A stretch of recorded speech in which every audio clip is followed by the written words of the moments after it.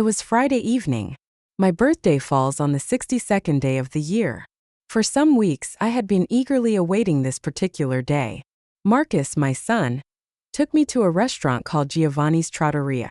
I have a great deal of respect for this modest restaurant that serves food from Italy. Fourth order to ensure that everything would go smoothly that evening, he had put forth a great deal of effort. For many years, I had been going to this area on a regular basis, and it had come to feel like a second home to me. Everywhere we looked, we could see families talking and laughing to one another. The restaurant was packed with patrons, and the number of individuals inside was substantial. The illumination provided by the light fixtures had a calming effect. The fragrance of bread that had just been taken out of the oven permeated the atmosphere, and the aroma of garlic gave the impression that everything was in its proper position. It seemed as though I were in a film with the people who are closest to me by my side. As he poured himself a glass of California Cabernet, Marcus commented, "Mother, you look absolutely stunning this evening." It has always been my impression that he put in extra effort to give me the impression that I was someone who held his attention and was of significance to him. I was overwhelmed with happiness, and I couldn't help but reflect on how fortunate I am to have such a compassionate son. My attention was drawn to the fact that Allison, my daughter-in-law, was sitting opposite me at that moment. It seems to me that the smile that she offered me was more of an obligation smile than anything else. I attempted to determine what it was, but I decided that it was not worth worrying about and continued on my way. At that point in time, she was probably just experiencing a slight sense of anxiety. It had always been my impression that she appeared somewhat anxious when she was in my presence. We began to converse and laugh with one another. As soon as we started digging into the meal that was in front of us, there was a continuous flow of both thoughts and information in both directions. Marcus brought up the time when he was employed by State Farm during his tenure at that place of employment. I shared anecdotes with them about the senior yoga sessions that I had just started attending at the YMCA, as well as stories about my experiences with gardening. I had the impression that Marcus was delighted with me for maintaining my hectic schedule, but Allison, it did not appear that she was as enthusiastic about it as he was. While she was nervously drumming her fingers on the table, she kept stealing glances at her cell phone out of the corner of her eye. I was aware of that fact, even though it wasn't immediately evident. The moment has come to offer the toast speech. Marcus lifted himself up from his seated position and brought his glass to his lips with his right hand. With a great deal of feeling, he addressed the microphone and said, "To Mom, for being the strongest woman I know, for raising us with so much love, and for teaching me what resilience really means," were the words that I read next, but I couldn't continue without becoming emotional. I was on the verge of tears, but I was able to control myself. This time, Allison too raised her glass, but this time her hands were shaking a lot more than they had been in the past. Because it was so difficult to see, I was the only person who witnessed it. It went over the heads of all the other people. "To Celeste," she added with a voice that looked strained and excessively courteous, as her eyes continued to dart back and forth between me and the wine glass. She appeared to be putting on a smile. I kept my response to myself after raising an eyebrow in response. There is a possibility that I am attributing to it more significance than it actually requires. I perceived a delicate presence at the table the very instant that I brought the rim of my glass to my mouth. The waitress drew nearer. She appeared to be young, and her brown hair was pulled back and tied into a ponytail. I initially paid it little attention because I believed she was only washing the surface of the table. Afterward, she placed a small piece of folded paper on the edge of my plate. I felt a sudden chill travel down my spine the moment that our eyes locked for a brief instant. I felt the same chill run down my spine the moment that I noticed that her eyes were giving off the exact same look. It was absolutely crucial to take action immediately. She made her way quickly to a different area of the restaurant. I made every effort to ensure that both Marcus and Allison were unaware of my actions before I bent down and retrieved the note that was tucked beneath the table. I could sense the rapid increase in the beating of my heart inside my chest. When I unrolled the sheet of paper, I was shaking. The message was relatively straightforward, yet its significance had a significant impact on me. "You ought to refrain from drinking the fluids if you are able to do otherwise. You are in grave peril. Trust me," he said to me. I was no longer able to move my body. For a little period of time, I was in a vacuum. The sounds emanating from the restaurant were present, but they had been muffled. Everything in my immediate vicinity came to a total standstill. Initially, I believed that this was a cruel prank, but as I took a look at the sorrowful eyes of the waitress, I changed my opinion. I took a peek at the wine glass that was in the palm of my hand. Marcus had served all of us the same wine from the same bottle. It appeared to be innocuous and familiar, and I had been eagerly anticipating it for the entire evening. However, doing so felt like the incorrect course of action at that particular moment. As soon as I took the letter out of my pocket, it immediately burst into flames. My thoughts were spinning around in circles. Did my apprehension significantly exaggerate what was actually taking place? I am not sure whether this was a joke or not. Please keep me informed. As I rose to my feet, I had a difficult time maintaining my composure. After saying, "Please excuse me, I will return in just a moment," I rose to my feet. I was experiencing a slight trembling in my legs. I wanted some time alone to reflect on everything that had happened and to process my emotions. I had a sense of safety and security when seated at the inviting table that was warm. Meanwhile, with every step I took, I had the impression that I was slipping further away from the table and sinking deeper into something far more dreadful. However, the bathroom was just a stone's throw away. After arriving in the restroom, I detached the note and shut the door behind me. I cast a glance in the direction of the words and prayed that they would somehow be different. I was just allowing my mind to go wild. Their presence continued, which was by no means the situation. The handwriting was easy to see, and the message was unquestionably of significant importance. "You're in danger right now." Regardless of what I did, I was not able to get rid of the sensation that something was seriously off. I had no knowledge of who had written the note or the reason behind its composition, but I had to trust my instincts since they warned me that something was off. I pushed myself to put on a grin and to act as though everything was okay as I made my way back to the table. Despite everything, as soon as I sat down, the message remained on my thoughts. I looked in the direction that Allison was in. She did not have the same direction in life as I did. She was checking her phone once again. This time, on the other hand, I watched where her gaze landed as it traveled to my wine glass. It wasn't only her actions that bothered me. She made me feel uncomfortable in every possible manner.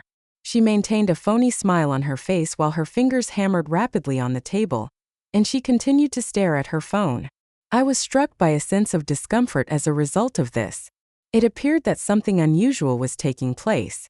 It was my responsibility to determine what type of object it was. I was not listening to a word that came out of Marcus's mouth since I was speaking once again. I could not think of anything other than the wine. It was the only thing that occupied my thoughts. I had to be sure that I did not drink from that glass, therefore I had to do something about it. Exchanging the glasses for a fresh pair was the only way to obtain a definite response. I swiftly swapped glasses with Allison the moment that Marcus noticed the server. The glasses each contained the same deep, rich red liquid. However, she was the owner of it at that time. I was aware of the fact that this was a small problem that would not receive much attention. To this wonderful family, I bellowed when I had raised my glass. When taking a sip, I felt my heart begin to race like a drum, but my hands did not tremble in the slightest. I made certain that I did not take my gaze off Allison, and that I paid close attention to all of the things that she did. The moment that she brought her glass up to her lips, I followed suit. The two of us consumed booze. For a certain period of time, I was absolutely convinced that nothing was going to occur. In the end, only one glass of wine was consumed. In spite of this, 5 minutes later, at precisely the same moment, everything was different. We continued to do the things that we had been doing, which included eating, chatting, and laughing for a short period of time. I maintained eye contact with him and responded with smiles and nods as he related to me some of the more recent events that had taken place at his place of employment. On the opposite side of the coin, there was an issue of some sort. Because I was losing focus, it was difficult for me to concentrate on what he was saying. I discovered that I frequently revolved around that concept in my thoughts. I was constantly hearing a voice in my head saying, "Your life is in danger." For a brief moment, I glanced across in Allison's direction. When she grabbed her glass, she was able to sense that it was trembling slightly. Despite the fact that her eyes were darting back and forth between Marcus and the table and that her face was becoming pale, she continued to make an effort to speak. I was able to sense the tension that was beginning to accumulate in the air that surrounded me. It felt as though something was on the verge of taking place. I was aware that something was on the way, but I had no idea what it was. That particular moment did not occur until some time later on. It was after that that it happened. "I feel," Allison whispered, and her voice was so quiet that it was difficult to make out what she was saying. Her face was twisted into an expression of bewilderment, and she had her palm resting on her stomach. Not quite normal. Without delay, Marcus broke off his previous line of thought and directed his attention toward her. He asked in a straightforward manner, "Are you all right?" Showing that he was truly concerned. "I have no means of knowing the answer to that question," Allison said after shaking her head. She made the comment, "I think this is happening because of something I had for lunch," and her skin continued to get increasingly pale as time passed. I may not have agreed with all aspects of it. She was sweating a great deal, and her skin had a sickly gray appearance. Despite the fact that she was shaking all over, she continued to speak. Her fear and apprehension were considerably more intense than those that would be felt by someone who was simply nervous. The beating of my heart in my chest became more intense. The atmosphere in the room had the impression of becoming increasingly thick and dense, almost as though it were becoming more viscous. I was listening to her with a great deal of attention to detail, and my heart was pounding in my ears. There was a significant issue with something. Her symptoms were worsening at an alarming rate, which made it abundantly evident that she was suffering from something more serious than just a bout of food poisoning. Allison's voice became weaker with each word as she explained, "I am going through a very intense bout of illness right now." She placed her hand over her heart. I witnessed her lips trembling and her breath attempting to escape from her body. He remained expressionless on his face till the moment that he abruptly rose from his chair and leapt into the air. His eyes, on the other hand, demonstrated that he was absolutely afraid. In an effort to make her feel better, he asked her, "Honey, what is it? What is happening at the moment?" While he was relaxing and lightly placing his hands on her shoulders, she made an attempt to get back up, but her legs failed her, and she sank back down onto her chair. Her body was trembling and she did not have any energy at all. Her breaths were shallow and uneven at that point in time. Her eyes appeared to be lifeless, and she seemed to be getting more and farther away from me. I was beginning to feel nauseous and my stomach started to rumble. I was unable to determine what was taking place. "Call 911. I yelled to Marcus, but because my mind was so scattered I couldn't keep up with what was going on. Despite the fact that I was becoming increasingly frightened, my voice remained abnormally calm. Before going to retrieve his phone and phoning for an ambulance, Marcus paused for a while. At this particular moment in time, the restaurant was in a state of total pandemonium. Due to the drama that was taking place, many people had become silent and were standing by to watch. The patrons were assisted by the waitstaff, who rushed over to them as soon as they saw that they needed help. My gaze happened to meet Jada's, the young waitress, at the fringe of the crowd. Her gaze was fixed on our table as she peered over at us. She also appeared to have a pale complexion, as though she had an understanding of all of the events that were taking place. I was seized with panic and confused despite my efforts to maintain my composure. I was dealing with a maelstrom of thoughts that were all jumbled together. How was she getting along? Allison had slipped into unconsciousness before the paramedics arrived on the scene. This occurred within a few minutes after the incident took place. They removed her from the restaurant on a stretcher and hooked her up to a tank of oxygen. Her vital signs were also examined by them at that time. Ever since he was in such a hurry to go to his wife, Marcus has entirely disregarded me. I was sitting at the table with my hands trembling and cast a glance in the direction of the empty chair where Allison had been seated only a few minutes before to that moment. There have been significant changes to the ambience of the restaurant. It began as a joyous evening, but now it is frightening. I had no choice but to acknowledge that I was familiar with its identity. Jada appeared to be feeling distressed as soon as she approached me. She said, "Are you all right?" Even though she spoke in a quiet voice, I felt an immediate compulsion to take action as a result. I was not aware of how I should respond to her. I did not know what was happening or if I was actually in danger. However, I did have the sensation that everything was more than I had the capacity to manage. I had placed the letter in my purse, and I took it out of the bag. I continued to stare at it as I attempted to decipher the meaning of the phrases once more. There is a significant risk to your well-being. There is a strong sense that the events that just took place were not just coincidental. It felt as though there was an excessive amount of planning and writing going on in this instance. I cast my eyes upon the wine glass that was resting on top of the table. There was no liquid present within it because it was devoid of anything. I handed Allison the wine glass that is exactly this one here. My thoughts began to spiral out of control at that moment. Did she intend for me to die as a result of her actions? Did some kind of intricate strategy serve as the basis for all of the events that were taking place? But for what reason? What motivation could she possibly have for having the desire to inflict pain on me? Marcus returned to the table in a disheveled state and appeared to be in a bad mood.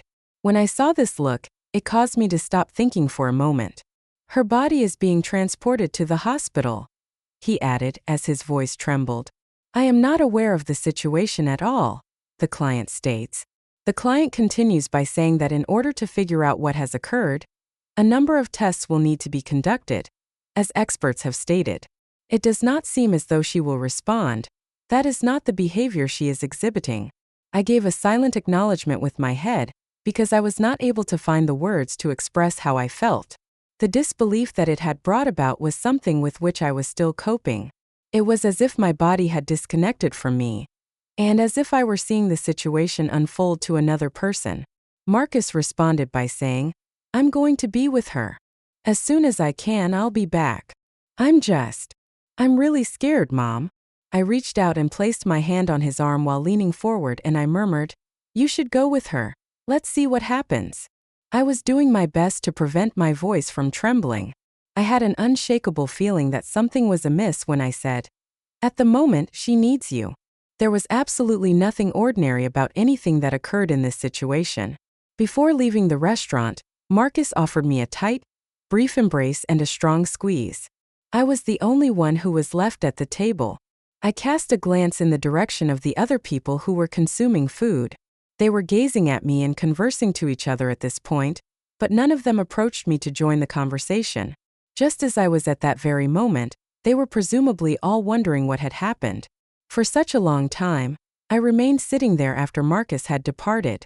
I was still shaking from the events that had transpired that evening. There were a number of things that were occupying my thoughts. Did the next individual that they intended to assault happen to be me? Was there any possible possibility that Allison could have been a part of what had just transpired? Is it possible that she was the person who was given poison?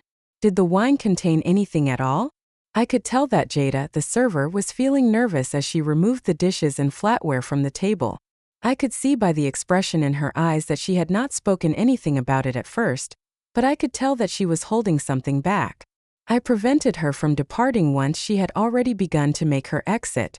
With a voice that was hardly audible, I spoke the name Jada. Have you noticed anything that seemed strange? When did they bring out the wine?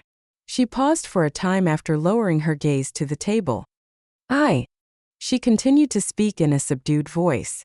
There is a possibility that I am not entirely sure about what I witnessed. On the other hand, I watched her place something in the glass just before she gave it to you. It occurred in a matter of seconds, but seems like I had a brief look at it. I wasn't completely certain about what course of action I should take, but my thought process was, a simple mistake could have been the cause of things happening. And then I apologize for the inconvenience, but I am unable to respond to that. Would you mind repeating it? I apologize for the inconvenience, but I am unable to respond to that. Would you mind repeating it? I did not allow her to finish speaking before I interrupted her. My throat became dry. The last thing that I had been absolutely petrified to acknowledge was irrefutably established beyond a reasonable doubt by the vocabulary that she chose to employ. Allison was the one who provided me with the poison. Everything felt strange and surreal. I couldn't move from my chair, and I didn't understand what Jada had just told me. My thoughts were racing as I struggled to figure out what had happened. As I tried to understand, I could hear my heart pounding in my ears. The comments shocked me, and for a short time I was frozen in place just like I would be if I were hit by a freight train. Would you be able to verify your assurance on that? I was not positive of the veracity of the situation's description. I do not know if I was posing the question to Jada or to myself. My voice was almost inaudible over the sound of a whisper when I asked her the inquiry. There was a brief moment of hesitation from Jada, who appeared to be concerned. She confessed, "I did not see her put anything directly into your glass. On the other hand, I did see her do something to Allison's things. A different event happened. This situation is strange. I am not sure what it was, but I thought I saw her pour something into it. On the other hand, I did not want to draw attention to myself, so I thought that she was expecting something to happen when she looked at you." I placed the paper back into my purse because my hands were trembling. I don't know if I can handle this, I thought as my mind was overwhelmed with everything that Jada had just shared with me. It weighed heavily on my mind. "You are not required to handle any of this by yourself," Jada said in a soft voice that betrayed her concern. "I witnessed the way in which she looked at you. It seemed like she was plotting something against you. I needed to let you know, even if it meant that I would lose my job. That is not important to me anymore. I could not stand by and watch her do that to you." The significance of the topics that she had discussed began to become apparent. This was not a trivial matter. In fact, it was a little bit more serious than that. My gut told me that this was really something much more underhanded than that. Marcus had just left the room, and Allison was right behind him. I turned my attention to the door. That night, the look of stress on her face, the stress in her voice, and the awkward glances she gave me were all things I couldn't stop thinking about. Were all the things I had expected to see in her things she actually had? Had I been ignoring the fact that she had been hiding from me for so long? Or what if that was the case?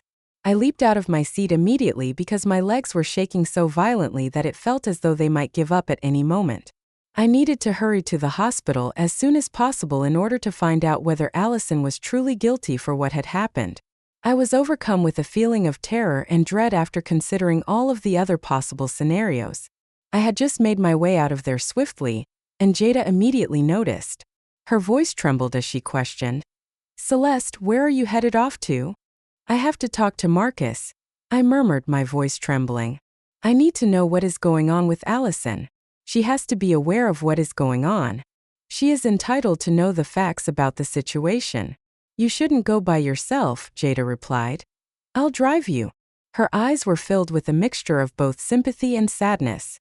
I was afraid that I would be forced to cope with this matter on my own, so I opted to nod my head in agreement rather than expressing my disagreement verbally. However, my anxiousness increased as we got closer to the hospital. When I see Marcus again, what am I going to say to him? What happens if what I stated fails to persuade him? What if the reality was beyond his ability to perceive it? We arrived to St. Jude Medical Center, which is a hospital, 20 minutes later. The pristine white walls gave the impression that I was bearing a burden of substantial weight. We made our way through the labyrinth of halls, and along the way we passed nurses and physicians who were completely oblivious to the situation that was going on in my life. I went after Jada, following in the wake she left behind as she went ahead of me. We noticed Marcus sitting in the waiting area of the emergency hospital with his head in his hands as soon as we arrived. He looked up as soon as he heard our voices approaching. I could still sense the anxiety that was written on his face, and his eyes were red and bloodshot. "Mom," he said, his voice trembling. "I don't know what happened. One minute she was fine and then she wasn't. Just like this one, but the following one. What is it that I overlooked? What is the current situation?" I moved over and sat down beside him, placing my hand on his arm. "Marcus, I need to talk to you about something," I murmured to myself in a hushed voice. "I'm not sure how to say it, but when I do, you need to listen to me." He asked, "What is it?" After opening his eyes wider. "I believe that she intended to kill me tonight," I murmured with a voice that was shaking. "She must have given me something to drink that made me sick." For a brief moment there was not a single sound. Marcus continued to stare at me, appearing as though he did not comprehend a single word of what I had just said. His hands were trembling, and his face had gone completely pale. He attempted to say something, but he was unable to get any words out. A mixture of emotions, including disbelief, anxiety, and doubt, were written all over his face. "Mother, what is it that you are discussing at the moment?" After a certain amount of time had passed, he finally mustered up the bravery to inquire. What could possibly cause Allison to do a thing like that? She continues to she has feelings of affection for you. She has been a daughter-in-law who is sweet and kind through and through. What might possibly induce her to cause you to experience pain? I could see how strongly he did not believe what he was saying, and it stung more than I had anticipated. This was not simply an untrue allegation. It was also a violation of the trust that he had placed in the person he loved. Even though it was difficult for me to utter the words out loud, I needed to tell him the truth. I confessed, my voice scarcely audible above a whisper. I have been poisoned for months. This evening I switched our wine glasses, so she drank the one that was meant for me. This isn't possible, Marcus said. In my opinion, this situation cannot be occurring at all. This can't possibly be the case, he said, shaking his head in disbelief. His face twisted into a scowl that betrayed both fear and disbelief. There is no way that this could be considered logical. If anything was amiss, I would have been aware of it. She has been so kind and also very observant. Observant being defined as possessing or exhibiting a sharp awareness of a person or object. When I stood up and began to walk around the small waiting area, my voice cracked. I said, "That is precisely what I would expect to think," you replied. "You were so preoccupied with your thoughts about me that you didn't even notice what she was doing, which was manipulating you, Marcus. She has spread the idea that my sanity is getting worse. I'm feeling sick, and I don't know what's going on. I, on the other hand, am not Marcus. There are no diseases that I am currently afflicted with. I believe that I have been poisoned," I said. As I locked eyes with Marcus, I could sense that he was seething with anger and sadness simultaneously. "Mother, I am at a loss to understand what you just told me," he replied. "What is the meaning of this?" I posed the inquiry. "What's going on here?" Then, with a voice that was trembling, he added, "Why did she do this? What would have motivated her to do this?" I did not have the ability to respond to him at that moment. Instead of that, I gave him the note, which was the very same note that had initiated everything that had occurred since that time. He swiftly skimmed over the note when he had opened it. His face became increasingly pallid as he continued to speak. After he finished reading, he turned his gaze to mine, and his eyes were wide with terror. "It is I who am speaking, Mother. I apologize if this has created any issues, but I am unable to provide you with a response. Would you please repeat that? I apologize if this causes you any inconvenience, but I am unable to provide you with a solution to that. Would you please repeat that? This is..." He whispered quietly to himself, "I can't believe this. But if it is true that... if she really tried to hurt you..." For a long period of time I continued to nod my head. At last, I came to the realization of how grave the circumstances were. I stated with unwavering purpose, "It is absolutely necessary to find out where she is right now. We have a duty to make sure that she is not causing this pain to anyone else." For quite a long period, Marcus did not say a single word. He remained staring at the message, and his thoughts raced as he pondered what I had told him. The expression that was present on his face showed the way that he was feeling on the inside. He did not want to think that both the lady whom he married and the woman whom he loved were capable of committing such a terrible act. I had the feeling deep down inside that he had grasped the concept despite all that. He was at long last beginning to gain an understanding of the situation that was taking place. Without any notice, a physician appeared at the door, and his expression displayed indications of graveness. He appeared to be taken aback as he said, "Do you come from the Whitlock family? Is Allison Whitlock one of your relatives?"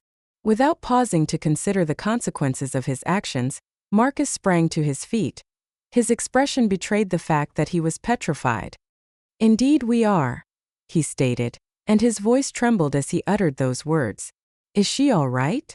The doctor inhaled a long deep breath before he swept his gaze back and forth between the two of us. "She's stable for now, but we've found something troubling. We think she was poisoned. We need to do more tests to be sure, but the symptoms are clear. We think it may have been an intentional overdose of a heart medication called dioxin." I had the sensation that my stomach was plummeting all the way to the ground. The location in question is referred to by the moniker dioxin.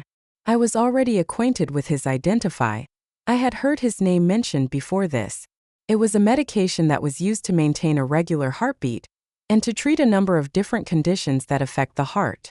On the other hand, the intake of significant amounts of the chemical in issue may lead to the development of heart failure. That being said, it may be fatal if you took it at the dosages that the doctor recommended. Marcus's face contorted as a result of the bewilderment he was experiencing. How could that happen? At that particular moment, the doctor inhaled deeply and came to the realization that he was experiencing some discomfort. We don't know for sure yet, but we do know that the amount of dioxin in her system is dangerously high. It doesn't just happen by accident. Someone could have given it to her. We're going to have to call the police to look into it further. I glanced over at Marcus and I felt my heart sink like a rock in my chest. Poisoning was merely one element of this issue, which had a wide variety of different components. That particular section proved to be somewhat more complicated than it had initially appeared.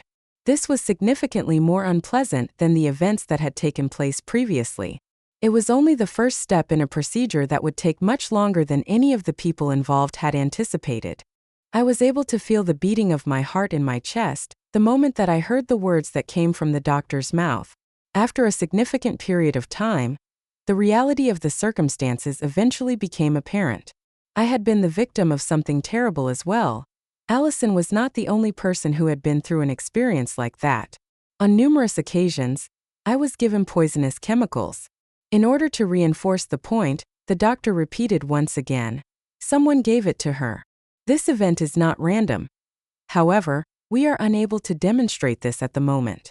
It is quite crucial that you establish contact with the individuals who are in positions of authority at the earliest opportunity. I will verify that we have a complete report regarding her health. Marcus clung to the side of the chair with his hands as though it were the sole thing that could save him from falling down. His body was immobile, and he was unable to move it.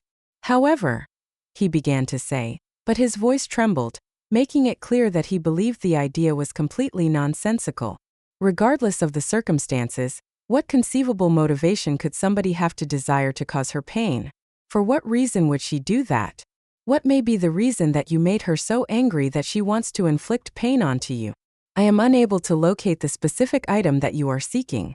I approached him and placed my hand on his shoulder in an attempt to calm him down, despite the fact that I was just as shaken up on the inside. I also hoped that Allison had not changed.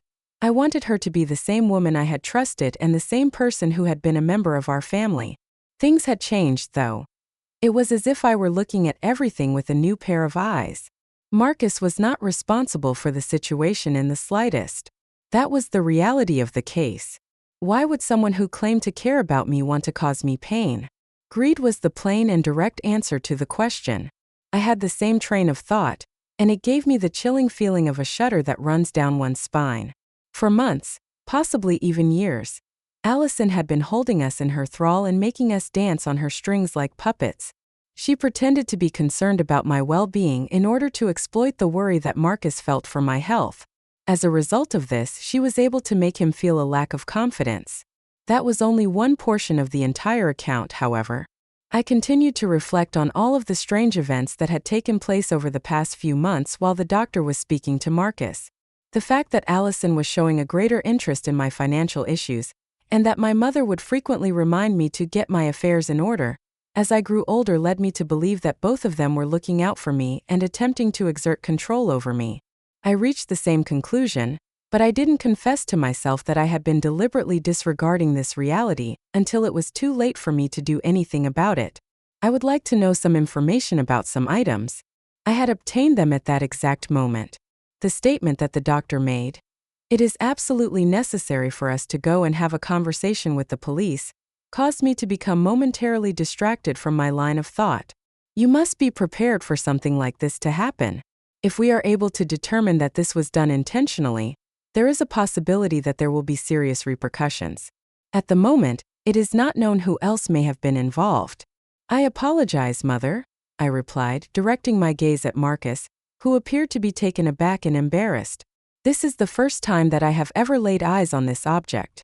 I never gave it another thought. She was providing her assistance as far as I was aware. That is incorrect. I thought she was just worried about you. I made an attempt to soothe him by administering a light squeeze to his shoulder. "Marcus, you shouldn't feel bad about anything. She knew how to control you. She used your fears to make you believe whatever lie she wanted you to believe. I should have had a suspicion that that was the case, said Marcus, his voice cracking with emotion, and tears began to well up in his eyes. I wish I had paid closer heed to the warning indicators. I ought to have recognized that there was an issue. I used the palm of my hand to brush away the tears that were on the verge of rolling down my cheeks. You only wanted to protect me and Marcus, and there was no way for you to know that, Marcus. Detective Lee made her entrance at the same time that the others did, and her expression was one of gravity and sorrow. When I saw her glare at me, I could tell that things were going to become worse. She was the one who had been checking into the case. In a composed and professional manner, she said, "Montgomery, we've found something, and we think it's important for us to talk to you about it." I gave a nod, but I could feel my heart sink all the way down to my stomach. "What is that?" I asked. "I do not have a clue as to what it is that you are searching for." Her gaze continued to remain on the notes that Detective Lee had been writing as she took a seat across from us. "We have discovered that the level of dioxin in the body of Mrs. Whitlock is exceptionally high. Your statement regarding poisoning is in agreement with this discovery. However, this was not the only thing that was discovered. The results of the blood work showed the presence of other heart medications, which were present in such minuscule quantities that they were difficult to locate but were nonetheless concerning. It looks like someone had been giving her poison little by little for a long time.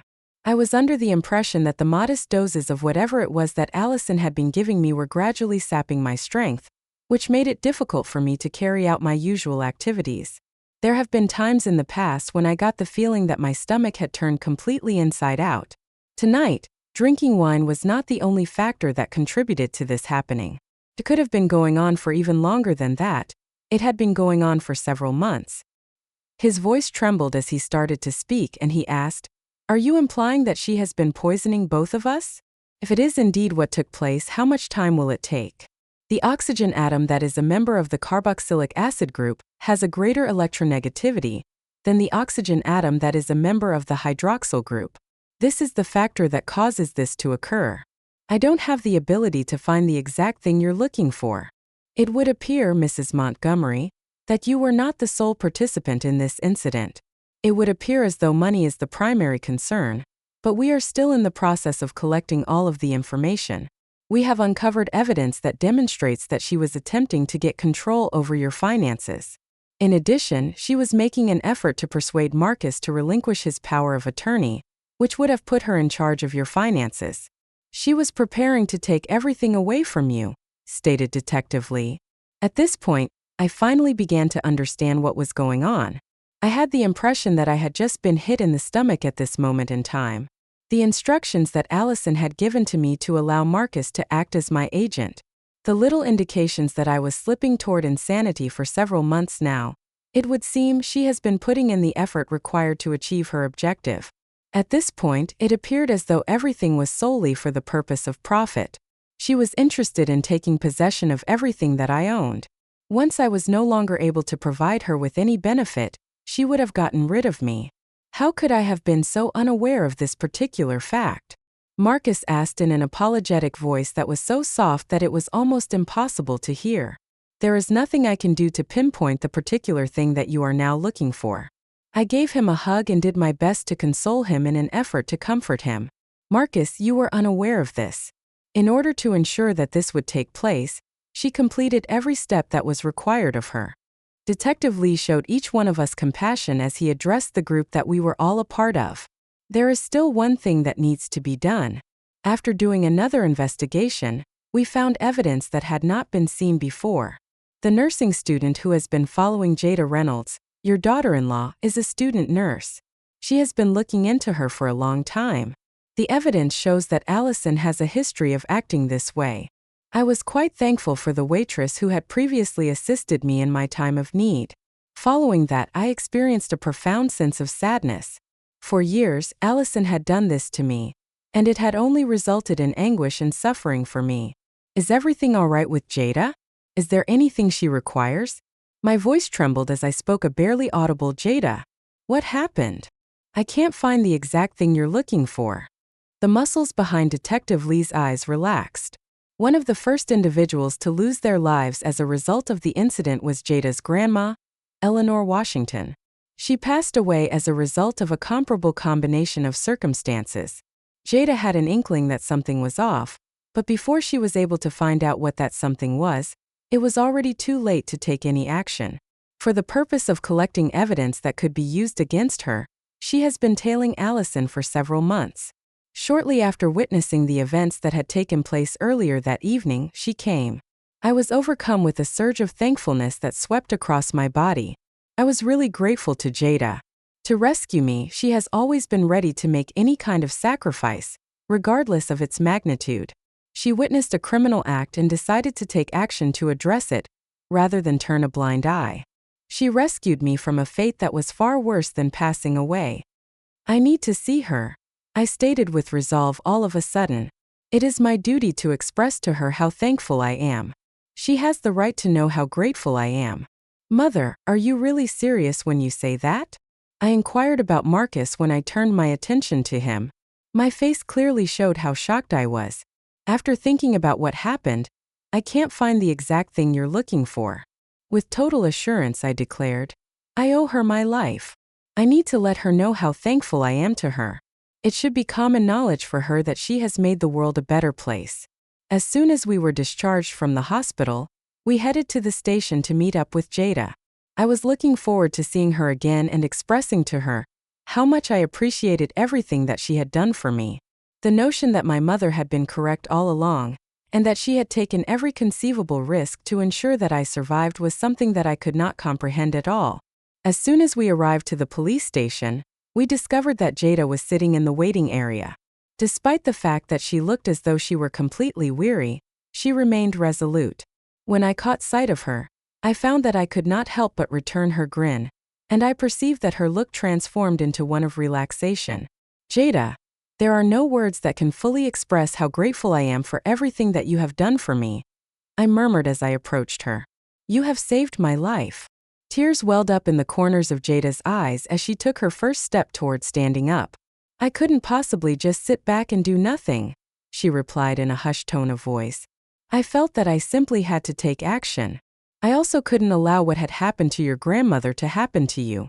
When I broke the news to her, I felt a great deal of sorrow for her grandmother's misfortune. I'm so sorry for what happened to your grandmother, I responded to you. I know how hard it is to lose someone you love, and I can only imagine how hard it must have been for you to see her go through that. Following the act of wiping a tear from her cheek and the motion of nodding in agreement, Jada declared, Celeste, this experience has taught me a great deal. Also, I have come to the conclusion that family is more important than anything else. Those who love you will always be there for you. As I sat there, I felt a sense of tranquility that I had not had in months. I still felt a sense of serenity, even though the weight of everything that had occurred in the days preceding that point still bore down on my chest. It was present, and although it was a peculiar sensation, it was nonetheless there. After all the commotion, anxiety, and betrayal had subsided, it was as though a gentle wind was blowing through the clouds after a storm had passed. Marcus had changed. I could immediately sense it the moment our eyes met. Although he still felt uncomfortable and uncertain, his perspective regarding the matter had become much clearer. He made a vow to each and every one of us, including myself, that he would remain by our side for as much time as might possibly pass after that day. In a voice that was quiet and filled with remorse, he whispered, I am so sorry, Mother. Much earlier than I actually did, I should have placed my trust in you. I was unaware of what was going on. There is nothing at all that should cause you to feel guilty in any manner, I said to Marcus. Then I took his hands in mine and gave them a firm squeeze. Both of us were under the control of her. I was simply watching over you or looking out for your well-being. I have reached a stage in my life when I have come to the realization that nothing else is of any importance whatsoever. Since that time we have become stronger, and our strength has been a result of the togetherness that we have achieved. I returned Jada's smile as she took the seat beside me. That is correct. Nobody here will be held liable for anything. It is concerned with uncovering the truth and acquiring knowledge from it. In every respect, her evaluation was absolutely accurate. I had acquired a great deal of knowledge and had many new experiences. I learned this not only with respect to betrayal, manipulation, and lying, but also with respect to trust, strength, and perseverance. I had anticipated continuing with everything I had left in me after going through such a horrifying ordeal. I was not going to allow that opportunity to pass me by, especially not when it was right in front of me. The people had been informed of the truth. They had classified the dangerous material after having discovered it. However, what can be done to address the actual solution? It was the love and support that I received from the individuals who were most important to me, such as Marcus and Jada, as well as the tiny group of people I could truly trust, that made the greatest difference of all. I am able to visualize the circumstances that have led me to where I am in life at this moment in time when I reflect on my history. I am now able to clearly perceive the minor cautions and indicators that I had previously overlooked. I was resolved to never again allow somebody to make me have any self-doubt. There is no person who could ever influence me in that manner or exercise that type of control over me. I rose to my feet with a broad smile on my face and declared, "I have a long list of goals that I want to achieve." I added, "There is still more for me to do before I am finished with everything. I have a lot of work to do, it is a lot of labor. Because I have been so afraid of what might happen next, I have let an excessive amount of time pass by. It's time to turn a new page." I could sense the deep adoration that she had in her eyes the moment that our gazes met. "You have motivated me, Celeste. You are a fighter after all. I am going to continue on as well. I share your desire to improve the world around us." I held her securely in my arms and felt a great deal of gratitude. "You are already at that point, Jada. You are already putting this into practice." Marcus approached us after getting up from his chair, his eyes brimming with love. "We shall confront whatever challenges that the future may bring together because we have each other." I finally felt the grief that had been looming over me for the last 6 months begin to dissipate at that moment. At this point in time, the anxiety and stress appeared to be significantly less relevant.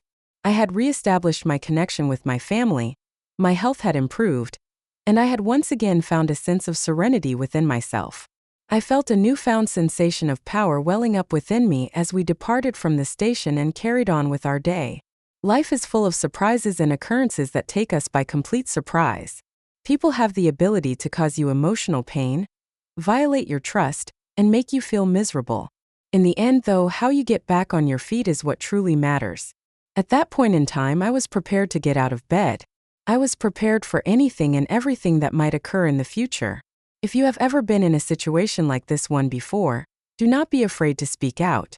The same applies to you if you know someone who has been in a situation like this. Do not be afraid to speak your mind, be listened to, and take charge of your own narrative. Those that truly care about you will always be there for you since life is too short to waste. I would be very interested in hearing from you if my experience has motivated you in any way. Please take a moment to like and subscribe in order to see more genuine accounts of survival and courage. You are also welcome to leave a comment below and share your views and opinions. It is imperative that you go on your trip.